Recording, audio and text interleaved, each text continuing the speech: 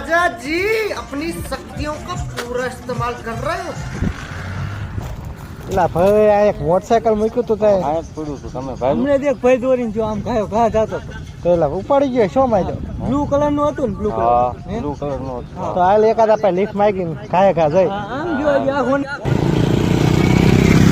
એ ભાઈ આ થોડે ખોદી લેતા જાવ તું પાર્યો તો આ એટલે આ થોડે ખોદી જાવું છે